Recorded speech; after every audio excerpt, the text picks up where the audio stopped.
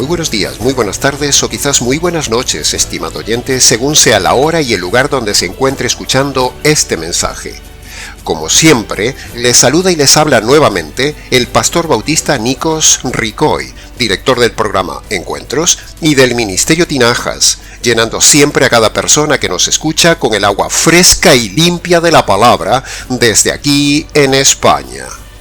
Muy bienvenidos y muchas gracias una vez más por estar ahí atentos y dedicarnos su tiempo al nuevo mensaje de nuestro programa Encuentros. En el día de hoy haremos un nuevo análisis expositivo de la palabra de Dios. Recuerde que la escritura se estudia de dos formas. Primero, de forma sistemática, es decir, estudiando tema por tema o doctrina por doctrina. Y en segundo lugar, se estudia también la escritura de forma expositiva, o sea, con el arte de analizar frase a frase, palabra a palabra, versículo a versículo, y así, del estudio bíblico, hacer algo más intenso, más vivo, más hermoso, más fresco, más personal, más disfrutable, más profundo, más original y más sumergidos en la palabra de Dios salida de las entrañas mismas de nuestro Dios, dirigida a nuestro corazón. Es decir, como si dijéramos de corazón a corazón. En este canal hemos dado varias veces directrices para detectar, percibir, discernir y filtrar un lobo que enseña mal de lo que enseña un buen pastor. Con nuestros programas queremos hacer dos cosas con usted: enseñarle a discernir la verdad y darle vida por medio del Evangelio. El texto que analizaremos expositivamente en este nuevo programa del día de hoy es el de Isaías capítulo 64 versículo 6, el cual dividiremos en su estudio en 4 partes. Lo leeremos y lo estudiaremos en primera persona para que tenga más intensidad y usted lo vea para sí mismo como si el Señor mismo le estuviera hablando a usted a su corazón. Dice el profeta Isaías en el capítulo 64 versículo 6: Todos nosotros somos como suciedad. Todos nuestros actos de justicia son como trapo de inmundicia. Todos nosotros hemos caído como una hoja marchita, y todas nuestras maldades nos llevan como el viento.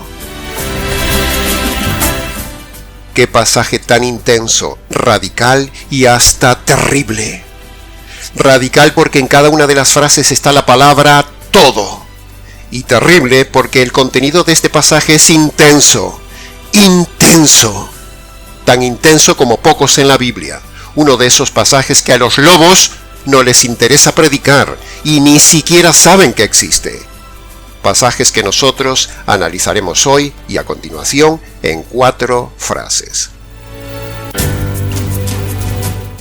Primera frase, dice así: todos nosotros somos como suciedad. Ahora, vamos a leerlo con cuidado, pero vamos a leerlo en primera persona y entonces el pasaje quedará más o menos así: todo yo soy como suciedad. ¿Se da cuenta de lo que ha leído, estimado oyente? ¿Lo había leído alguna vez en primera persona? ¿Le habían enseñado a leer la escritura así en primera persona? ¿Se da cuenta qué fuerte suena leerlo en primera persona? Pero ahora hagamos otra cosa. Demos aún un paso más intenso en la lectura del pasaje y vea, estimado oyente, cómo quedaría si el Señor mismo le estuviera diciendo a usted en directo esa frase. Escuche. Todo tú eres ante mí como suciedad. Ay, estimado oyente, es para derretirse. Es para quedarse sin aliento. Es para estremecerse. Es para temblar. Es para gritar de espanto y horror por ver lo que nunca me hicieron ver los religiosos falsos pastores del día de hoy, porque así como se lo estoy poniendo, es como el Señor lo ve realmente a usted y a mí, si no ha habido una conversión por medio del Evangelio. ¿Sabe una cosa, estimado oyente que me escuchas? Eso que has leído en primera persona es lo que Dios opina de usted y de mí. Eso es como Dios ve a todo hombre en su totalidad y de forma individual. Es decir, Dios te ve totalmente como suciedad. No hay nada en usted y en mí que sea grato, limpio, destacable, agradable delante de Dios. No hay nada de valor. No hay nada de valor en el hombre ante Dios. No estoy hablando aquí de cómo nos vemos delante de los hombres. No, no ese es el tema. Usted puede ser maravilloso delante de los hombres, pero aquí estamos analizando cómo lo ve Dios a usted en forma individual en su naturaleza esencial de ser humano. Y eso es lo que importa. Y esa es mi labor pastoral, hacerle ver esta realidad. Cuando hemos leído todo yo, significa todo, significa radicalidad, significa que estoy completamente en ese estado de suciedad delante de Dios. Así que por mucho que usted se haya lavado o intente lavarse con misas, con cánticos, con ayunos, con reuniones, con confesiones, con congregarse, con cultos, con un ministerio, no puede, porque sigue sucio, porque el hombre no puede lavarse a sí mismo por el método religioso. Su suciedad no la quita el hombre.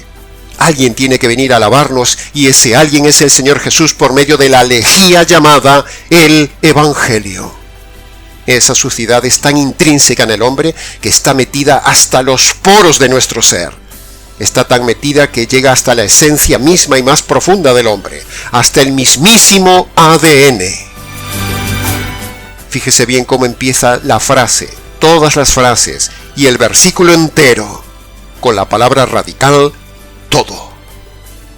Todos nosotros, todo yo y todo usted que me está escuchando, está incluido en esa frase inicial de ese versículo de Isaías capítulo 64, versículo 6. Y así, en esas condiciones de suciedad, no podemos entrar en su presencia ni aquí en la tierra en las reuniones o nuestras meditaciones en casa, ni allá en la eternidad cuando nos llame de esta tierra. Sin embargo, aquí en la tierra hay gente que tiene la osadía de estar sucio y aún presentarse así a cantar ante Dios. Estar en suciedad y levantar sus manos así ante Dios. Estar sucio y orar así ante Dios. Sucio. Eso es un auténtico engaño, una auténtica hipocresía, porque Dios mismo le dice a usted que está todo en estado de completa suciedad. Y a menos que se haya convertido por medio del Evangelio, usted no será limpio. Ahora, siguiendo con el análisis expositivo de esta frase, quiero hacerle ver aún algo más intenso y llamar su atención en esto. Fíjese el verbo que usa el profeta Isaías. Usa el verbo ser. Y dice, somos como suciedad, pero. Si lo lee en primera persona sería, soy como suciedad. Espere, no se quede ahí. Hagámoslo de antes. Veámoslo como si Dios mismo se lo dijera a usted de forma individual. Eres ante mí como suciedad. Ay, estimada audiencia, despierta. Mira la realidad que no te deja ver tu religión y tu pastor que te dice que vales mucho para Dios, que Dios te ama y cosas similares. No y 1000 veces no es así. Nadie ama la suciedad. Solo los sucios aman la suciedad. Pero Dios es santo, puro, limpio, perfecto, intachable, inmaculado, reluciente, glorioso y no ama la suciedad. Dios ve al hombre como pura suciedad, como heces, como una boñiga, como algo repugnantemente sucio, porque el hombre no vale nada ante Dios. Es suciedad, dicho en sus propias palabras. Es decir, que para definir mi esencia, para definir teológicamente lo que soy, para definir cómo me ve Dios, Dios usa el verbo ser. Y el verbo ser es exactamente el mismo verbo que usa para definir Dios sus propios atributos, su esencia, o sea, su naturaleza. Por ejemplo, la Biblia dice que Dios es eterno, Dios es paciente, Dios es santo, Dios es todopoderoso, etcétera, etcétera, etcétera. De la misma manera, estimado oyente, Dios, para definir lo que somos, lo que usted es y lo que yo soy, usa el mismo verbo ser y dice: el hombre es como suciedad. ¿Se da cuenta de la intensidad de la frase usando el verbo ser y del contraste tan grande que hay entre la esencia de Dios Santo y la esencia del hombre sucio? ¿Se da cuenta lo que Dios quiere mostrarnos por medio de esa frase usando el verbo ser, donde hasta el mismísimo profeta se incluye como suciedad? El mismo verbo que usamos para definir la esencia de Dios, el verbo ser, es el mismo verbo para definir la esencia humana, y eso intensifica el contraste entre el hombre y Dios. El hombre es pecador y Dios es santo. El hombre es inmundo y Dios es puro. El hombre es rebelde y Dios es juez. El hombre es malo y Dios es bueno. El hombre es suciedad y Dios es limpio. ¡Wow! Impacta solo de leerlo. Como para que luego vengan esos lobos pastores y nos digan que Dios ama al pecador, cuando el hombre es pura suciedad. ¿Quién en su sano juicio puede amar la suciedad y el estiércol? ¿Cómo se le ocurre decir a esos lobos pastores falsos del día de hoy que Dios ama al pecador siendo que es como pura suciedad y estiércol? ¿Cómo se le ocurre blasfemar contra Dios diciendo que Dios ama la basura? Abra los ojos con este mensaje, estimado oyente, y salga de esas iglesias falsas que le dicen que Dios ama al pecador y que usted vale mucho para Dios. La Biblia dice todo lo contrario a lo largo y ancho de ella. La Biblia dice que Dios aborrece al pecador porque el pecador es suciedad y es, jurídicamente hablando, un delincuente. El hombre es suciedad y nadie ama la suciedad. Solo los sucios aman la suciedad. Al contrario, toda ama de casa, toda persona cuerda, odia la suciedad. Por lo tanto, Dios en su casa no dejará entrar nunca la suciedad, porque odia la suciedad y también en su esencia limpia aborrece la suciedad. Porque nosotros los hombres, usted y yo, somos como suciedad ante Él. Así lo dice el texto bíblico de Isaías capítulo 64, versículo 6. Mucho más se podría exprimir esta primera frase del versículo, pero creo que usted, estimado oyente, con estas palabras ya ha captado la idea que queremos dar, y no podemos extendernos mucho más por falta de tiempo, y debemos seguir el viaje expositivo por el resto del texto, y si quiere saber más del tema, escríbanos. Pasemos ahora a la segunda frase. Todos nuestros actos de justicia son como trapo de inmundicia. O dicho en primera persona, sería más o menos así. Todos mis actos justos son como trapo de inmundicia ante Dios. Volvemos con la misma idea del análisis expositivo de la frase anterior, pero con una ligera variable, y es que si en la frase anterior Dios se centra en lo que soy, es decir, en mi naturaleza, en esta frase se centra en lo que hago. Y la idea es la misma, es decir, aquí Él nos dice que delante de Dios todas mis obras buenas, todas mis obras que parecen justas, o que yo considero justas, Dios las ve como inmundicia. Ahora, escuche cómo sonaría si el Señor le estuviera diciendo a usted directamente este pasaje. Todas tus obras buenas son ante mí como un trapo de inmundicia. ¿Se da cuenta lo que acaba de escuchar otra vez, estimado oyente? Ha oído nada más ni nada menos que la palabra de Dios sobre el tema. Abra sus ojos, saque sus escamas y vea la realidad del tema de que las obras buenas suyas no valen para nada ante Dios. Valen solo ante los hombres, pero no valen nada ante Dios. Estimado oyente, ¿se da cuenta que estamos dándole intencionadamente una mala noticia? Estamos diciéndole que todo lo que usted es y todo lo que usted hace, todo lo que usted hace y todo lo que usted es delante de Dios es estiércol e inmundicia. Así lo declara el profeta Isaías. Así lo declara Dios el Espíritu Santo. Es más, mire cómo se ve el profeta mismo delante de Dios. Vayamos por un momento, antes de continuar con el análisis de Isaías 64:6, un momento vayamos a Isaías 6:5. Y dice así el texto: ¡Ay de mí, Señor, que soy muerto, porque soy hombre inmundo, de labios inmundos, y habitando en medio de un pueblo inmundo! Y mis ojos han visto la santidad de Yahvé. Puede ver que hasta el profeta mismo se reconocía lo que nosotros estamos analizando en el día de hoy. Entonces, uno podría concluir, si el profeta se ve así delante de Dios, ¿qué quedará de uno?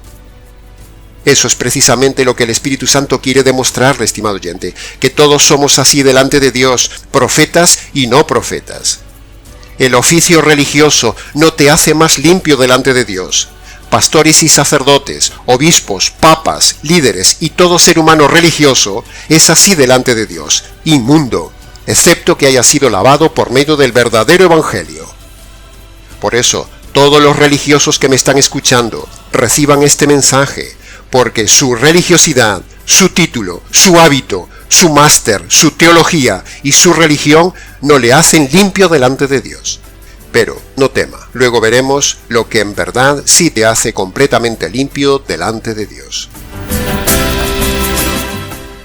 Ahora, a ver quién es el valiente predicador que viene a refutar esto, y a ver quién es capaz de quitar este pasaje de la Biblia, y a ver quién es el valiente teólogo que diga que Dios ama a este ser inmundo y sucio. Si se lo dicen, le están mintiendo. Escuche muy bien esto, estimado oyente, estimado teólogo que me escuchas. La Biblia dice bidireccionalmente y contundentemente que, primero, el hombre aborrece a Dios cuando peca. Eso lo vemos en Romanos capítulo 1, versículo 30. Somos aborrecedores de Dios, dice el texto. Y a su vez, en segundo lugar, Dios aborrece al pecador porque el hombre peca. Eso lo dice en el Salmo 5:5. Dios aborrece al que hace maldad, o sea, al que peca. ¿Y quién no hace maldad en esta vida? Por lo tanto, es teológicamente irrefutable que Dios aborrece a todo hombre porque todos hacemos maldad. Pero, hay esperanza, y luego veremos cuál es. Es decir, hemos visto en estos dos pasajes un aborrecimiento mutuo, solo que Dios, afortunadamente, tomará la decisión e iniciativa propia de arreglar esa enemistad y ese aborrecimiento mutuo que existe entre Dios y el hombre y Dios. Así que con esta pequeña segunda frase de este versículo de Isaías capítulo 64, versículo 6, demostramos varias cosas. Primero, para los católicos y todos aquellos que quieren salvarse por sus obras, que sepan claramente, antes de que se lleven la sorpresa en el día del juicio, que sus obras buenas, sus obras justas y sus obras respetables delante de Dios son inmundicia.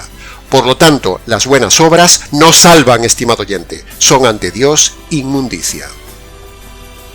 Lo segundo que vemos en este pasaje es algo dirigido para los calvinistas. Aquí vemos claramente que el hombre es capaz de hacer obras buenas, de hacer obras justas, y el mismo Dios aquí lo reconoce. Por lo tanto, el hombre no está totalmente depravado como dicen los calvinistas, sino que el hombre es libre y es capaz de hacer obras buenas, solo que no le valen nada delante de Dios, ni para salvarse, pero que puede hacer obras buenas, las hace. Así que la doctrina calvinista aquí queda totalmente refutada. Pasemos a la tercera frase. Dice: todos nosotros hemos caído como una hoja marchita. O dicho en primera persona, ponga su nombre y léalo, y quedará más o menos así: estoy totalmente caído como una hoja marchita. O dicho en palabras directas de Dios, de Él hacia ti en primera persona, sería: todo tú estás caído ante mí como si fueras una hoja marchita. Esa es la realidad que no se predica. Así es como se siente mucha gente, y así es como nos ve Dios, estimado oyente, como una hoja muerta, como un ser caído, como un ser inservible. Y así es como está la vida de muchos que nos escuchan. Están marchitos, están caídos, están fuera de orden, están sus vidas muertas, están sin vida, sin esperanza y sin Dios. ¿Dónde tiene que estar una hoja, estimado oyente? Una hoja debe estar en el árbol, porque el árbol le da vida, la nutre y le da propósito. Ahora preguntamos, ¿para qué sirve una hoja de un árbol? Pues para dar sombra, para dar protección, para dar hermosura al árbol, para dar oxígeno al aire, etc. En el árbol la hoja tiene propósito para la cual fue creada, pero ¿para qué sirve una hoja marchita, caída y muerta de un árbol? Pues para tres cosas. Primero, para nada. Segundo, para servir de abono, menudo propósito. Y tercero, para ser echada al fuego. De la misma manera, estimado oyente, una vida marchita, muerta y caída por culpa de nuestros pecados no le sirve a Dios para nada. Es como una hoja caída y muerta, que solo sirve para ser abono o para ser echada al fuego del infierno. Así que reaccione, estimado oyente. Mire esta tercera frase del versículo y mire cómo sigue la línea argumental que el profeta nos está dando en intensidad y fuerza de las dos frases anteriores. Y ahora, pasemos al análisis de la cuarta y última frase. Dice, y todas nuestras maldades nos llevan como el viento. O dicho en primera persona, mis maldades siempre me barren como el viento. La idea que nos da esta frase del versículo de Isaías capítulo 64, versículo 6, es seguir con la misma línea catastrófica que viene mostrándonos el pasaje del verdadero estado del hombre frente a Dios. En este caso, la idea que da el profeta es que el hombre es también un esclavo de sus maldades que lo llevan para donde quieren, de la misma manera que una hoja es llevada por el viento para donde quiere, porque ninguna hoja puede hacerle frente ni tan solo a una mínima ráfaga de viento. Usted simplemente sopla una hoja y la hoja le obedece. De la misma manera, estimado oyente que me escucha, usted sabe en su fuero interno que siempre cae y cae en lo mismo, que se siente miserable, que hace lo que no quiere hacer, que termina decepcionado, asqueado, doblegado ante el mal que brota en su interior vez tras vez, a tal punto que siente como que lleva dentro una cueva de bestias salvajes e indomables, incapaz de poder dominarlas usted. O sea, usted se siente como un esclavo.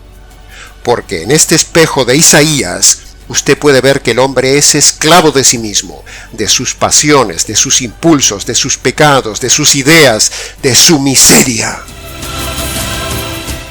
¿No se ha sentido así muchísimas veces, como una hoja caída llevada por el viento de sus pecados en su vida, repitiendo y repitiendo siempre los mismos tumbos, los mismos golpes, las mismas caídas, a tal punto de sentirse derrotado y miserable y dejar ya de luchar por verlo como imposible?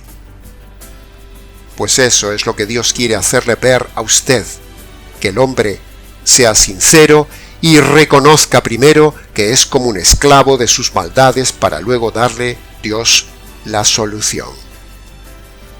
Por lo tanto, llegados hasta aquí, hagamos un breve resumen final de Isaías 64:6. En la primera frase vimos que el profeta nos dice que el hombre es un ser inmundo. En la segunda frase vimos que las obras del hombre son inmundas. En la tercera frase vimos su vida muerta y caída, es decir, como una hoja podrida e inmunda. Y en la cuarta frase vimos que el hombre es un esclavo de sus inmundicias. Entonces, por favor, que alguien me diga qué solución hay para todo esto. ¿Cómo puedo cambiar mi naturaleza sucia en una naturaleza santa? ¿Cómo puedo lavar mis obras inmundas? ¿Cómo puedo darle vida a mi vida muerta y caída? ¿Cómo puedo dejar de ser esclavo de mí mismo? Sencillo, estimado oyente. Por medio de la esperanza de la conversión que produce el verdadero evangelio jurídico que predicamos. No por medio del método falso de la oración de fe. Eso jamás te dará vida, ni cambio, ni libertad, ni limpieza. Piense esto, estimado oyente. ¿Qué necesita un hombre de naturaleza inmunda? Necesita una nueva naturaleza santa. ¿Y cómo puede adquirir una nueva naturaleza? O dicho en términos teológicos, una regeneración. Sencillo, por medio del Evangelio. ¿Qué necesita una persona cuyas obras no valen nada ante Dios y ahora quiere agradar a Dios con verdaderas obras y hacerlas correctamente? Sencillo. Primero debe lavar sus malas obras por medio del Evangelio. Y segundo, empezar a hacer ahora obras correctas para agradar a Dios, no para salvarse, porque las obras buenas no salvan. ¿Qué necesita una persona que está caída y muerta como una hoja? Necesita ser injertada en el árbol de la vida por medio del Evangelio. ¿Y qué necesita una persona esclava? Necesita la libertad. Y nada más potente para dar libertad que el explosivo del Evangelio. El Evangelio es dinamita de Dios, dice la Biblia. Es dinamis que rompe las cadenas de la esclavitud de tus pecados. Por lo tanto, estimado oyente, con Isaías 64:6 le hacemos ver la mala noticia que tiene el hombre, y con el Evangelio le mostraremos la buena noticia para el hombre. Siempre es el mismo tema, una mala noticia inicial y una buena noticia final. Siempre volvemos al mismo punto evangelístico, se lo mire por donde se lo mire. En cualquier pasaje y cualquier tema de la Biblia siempre convergeremos en el Evangelio. El maravilloso arte de saber redirigir cada punto, cada tema, cada pasaje de la Biblia al centro neurálgico de la Biblia, el Evangelio. Que aprendan bien esto los pastores moralistas, que aprendan bien esto los pastores motivacionales, que aprendan bien esto los pastores emocionales, que aprendan bien esto los lobos materialistas, que el centro de toda la prédica es y debe ser el Evangelio, no la prosperidad, ni la autoestima, ni las bendiciones. Porque sin Evangelio en una prédica no hay cohesión, no hay sentido en esa prédica, es una mala prédica. Ahora, haga una prueba, métase en cualquier lugar de internet, tome al azar cualquier prédica y verá cuántos mensajes no tienen nada de Evangelio. Antes de terminar, podríamos preguntar, entonces, ¿cuál es ese verdadero Evangelio que soluciona lo que dice Isaías 64:6? Bueno, en los siguientes minutos finales le diremos el verdadero Evangelio aquí, para que lo compare con el sinnúmero de lobos que predica un evangelio falso, que predican motivación, que predican sensacionalismo, que predican asustando a la gente con escatología, que predican la falsa oración de fe, que predican manipulando a la gente. En definitiva, creyéndose que predican el evangelio, pero no tienen ni idea de lo que es el verdadero evangelio jurídico y bíblico. Escuche bien ahora el evangelio. El evangelio que no se predica en su iglesia, ni en su ciudad, ni probablemente en su país. Escuche bien, quizás por primera vez, el verdadero evangelio. La Biblia presenta el verdadero evangelio desde el punto de vista jurídico. ¿Y por qué decimos tantas veces que el evangelio es como algo jurídico? Sencillo, porque el evangelio tiene los mismos elementos básicos que hay en una sala de justicia. Escuche, por ejemplo, en una sala de justicia hay un juez. En el Evangelio, Dios es el juez. En una sala de justicia hay un delincuente. En el Evangelio, el pecador es el delincuente. En una sala de justicia está la ley. En el Evangelio, los mandamientos de Dios son la ley. En una sala de justicia se analiza la infracción de la ley. En el Evangelio, los pecados son la infracción de la ley. En una sala de justicia hay un veredicto. En el Evangelio, el único veredicto sobre el hombre es culpable. En una sala de justicia se imparte justicia. En el Evangelio se revela la justicia de Dios. En una sala de justicia se desarrolla un juicio. En el Evangelio lo que le espera al hombre es el juicio. En una sala de justicia hay una condena. En el Evangelio lo que merece el hombre es la condena eterna. En una sala de justicia hay testigos. En el Evangelio, las personas que hemos ofendido son los testigos. En una sala de justicia hay un fiscal. En el Evangelio, el predicador es el fiscal. En una sala de justicia hay un abogado. Y en el Evangelio, el Señor Jesús es el abogado. Queda así demostrado bíblicamente hablando, estimado oyente, que el Evangelio es una cuestión jurídica y así debe ser predicado a los hombres. Dicho esto, el Evangelio verdadero entonces consiste en presentar estos elementos jurídicos correctamente combinados en dos noticias también jurídicas. La primera y mala noticia jurídica es lo que hemos demostrado antes con Isaías capítulo 64 versículo 6, que el hombre está totalmente condenado, primero por los pecados que comete diariamente, es decir, por lo que hace, y también está condenado por tener una naturaleza mala, es decir, por lo que el hombre es. Por otro lado, el hombre tiene enfrente de él a Dios, que es un juez santo y perfectamente justo. Por lo tanto, este Dios debe aplicar su justicia sobre los pecados del hombre, y también debe descargar su ira, o sea, debe aplicar el castigo que producen los pecados del hombre. Entonces, con todo esto que hemos dicho, el hombre, frente a Dios, tiene un grave problema. El juicio, la justicia y la ira de Dios están sobre él. Ahora, ¿cómo librarse de esa situación de perdición, estimado oyente? Porque los pecados demandan justicia de un Dios justo. Ahora, si la justicia cae sobre el pecador cuando Dios le quita la vida, entonces está perdido para siempre. Pero, si la justicia cae sobre otro, hay esperanza de salvación mientras el pecador no muere. Y ahora llega la segunda y buena noticia jurídica, que es que precisamente la justicia que usted y yo merecemos cayó sobre otro. En la cruz, el Padre descarga la ira eterna sobre su Hijo para satisfacer su justicia eterna, justicia e ira que usted y yo merecemos recibir en la condenación eterna. Entonces, cuando el Padre castiga y mata a su Hijo en lugar del pecador, de esta manera suceden dos cosas. Primero, se cancela la justicia divina contra el hombre, y segundo, se retira la ira de Dios sobre el hombre. La resurrección de su Hijo es la evidencia de que Jesús nunca pecó y que Dios aceptó este sacrificio perfecto a favor del hombre pecador. Ahora, cualquier persona que me escuche podría decir: bueno, pastor, entonces ya estamos todos perdonados, porque usted dice que el Padre descargó su furia y el Hijo ya recibió la justicia que merecen mis injusticias. No, no y 1000 veces no, estimado oyente. Escuche bien esto. Ese es el falso universalismo que se predica por ahí, pero no es bíblico. Es decir, por el hecho de que Jesús haya muerto por los pecados y haya recibido la justicia y la ira de Dios por tus pecados, no por eso estás automáticamente perdonado. No. Esa es una de las más grandes mentiras que se predican el día de hoy, el universalismo. Pero por el contrario, escuche bien esto, Dios manda a todo hombre obedecer dos condiciones para salvarse, es decir, para el perdón de los pecados y para la vida eterna. O sea, Dios hizo su parte y el hombre ahora debe hacer la suya. ¿Y cuál es la parte del hombre? Pues el hombre, o sea, usted, debe obedecer las dos condiciones que Dios pone para salvarse.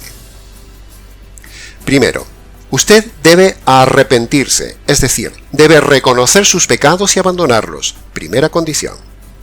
Segundo, usted debe creer, confiar, recibir, apropiarse de la justicia caída en la cruz sobre el Señor Jesús, que es la segunda condición.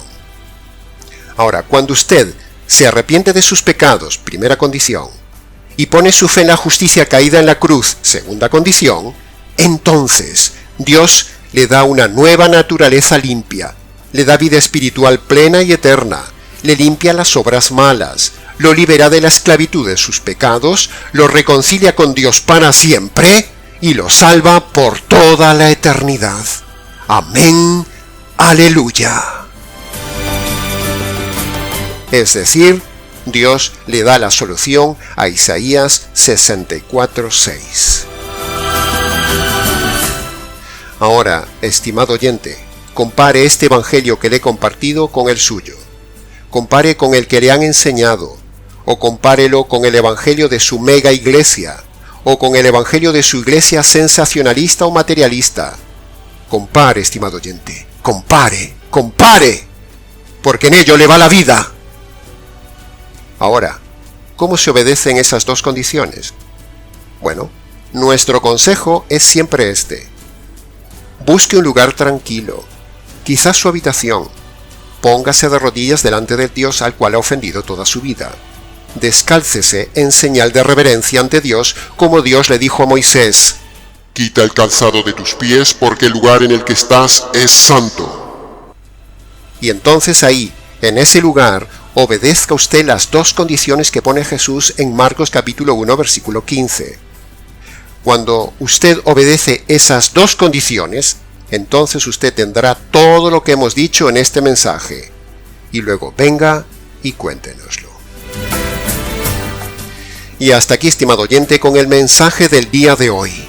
Para preguntas, comentarios o ayuda, escríbanos. nicos@gmx.es. Les ha compartido una vez más la verdad, solo la verdad y nada más que la verdad que libera, regenera, salva, cambia, perdona y da sentido a la vida, el pastor bautista Nicos Ricoy del Ministerio Tinajas, desde aquí en España. Nada más por hoy. Será entonces hasta nuestro próximo programa Encuentros.